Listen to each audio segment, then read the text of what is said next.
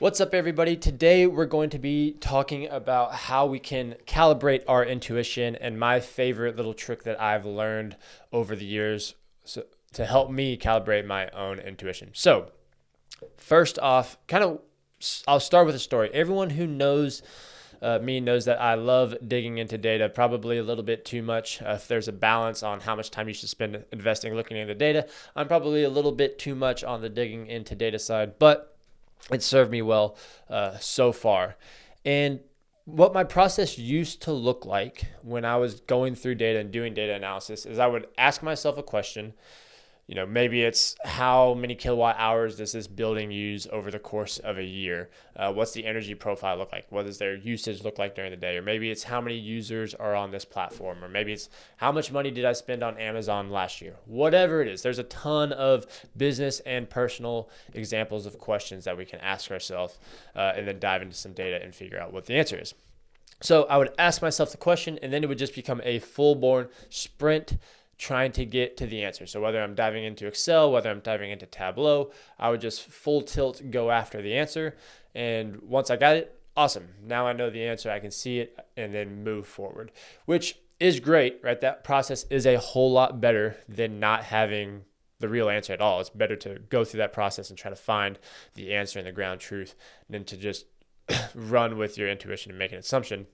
But what I found is that if you do it that way, you miss out on some really good opportunities to calibrate your intuition. So what does that look like? What do I do now? So let's take the example of a building that I needed. And this was from a previous career where I was doing a ton of energy data analysis. But let's say I'd walk into a building and I was trying to understand their usage. What I would do is I would walk in and say, okay, what do I think their usage would be? How many kilowatt hours do I think that this building would be using in, say it's the month of April.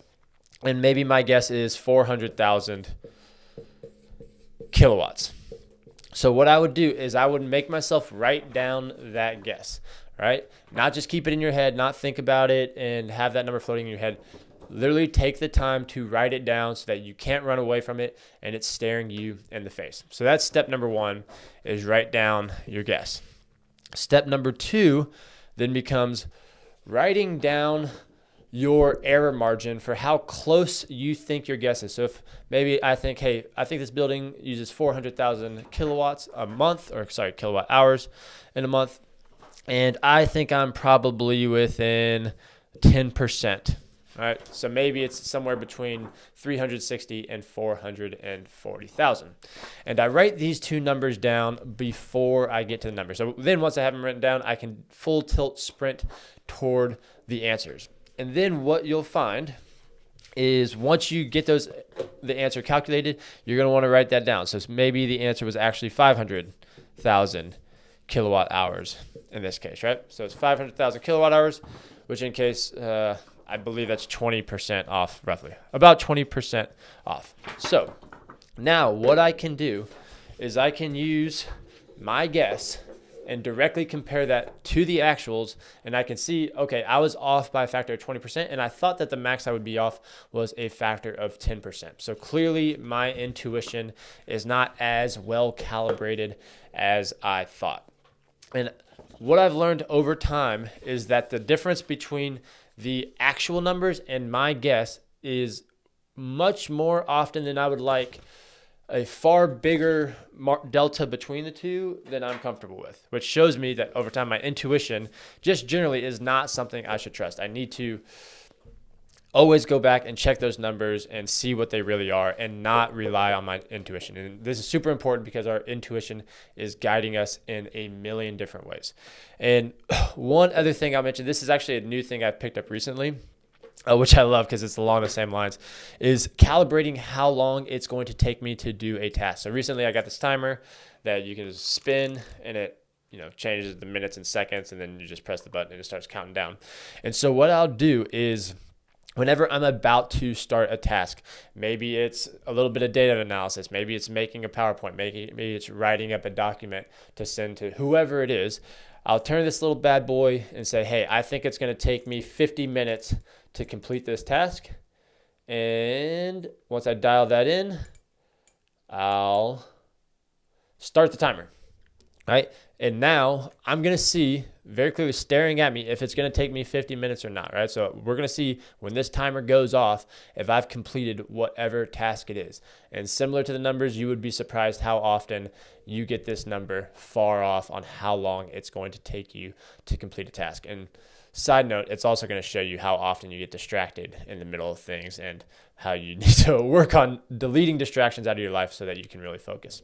So that's the video for today, talking about calibrating our intuition. So like I said, behavior before for me was ask myself a question and just sprint to finding out the answer, which is better than nothing for sure. But whenever you have or every single time you do that, ask yourself the question, write down what you think the answer is, write down your error bars, and then you can go and sprint toward that answer. And actually, one last thing I'll add to this is once you go through that process for yourself for whatever number it is, a really good thing if you're working in a team is to take that same methodology and bring it to the team. So instead of saying, hey guys, take the number of users on a platform deal.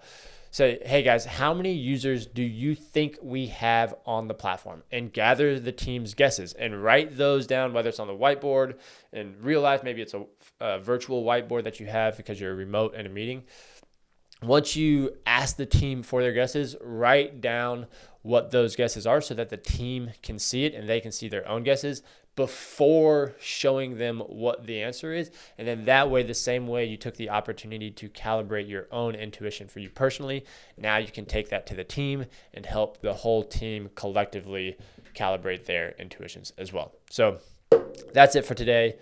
Take those moments in the data analysis, add that one extra step. It takes literally 5 seconds to do, and it will pay huge dividends on you understanding your own intuition and having the right feel for how close you are on guessing on things going forward. So anyways, that's it for today. Appreciate y'all.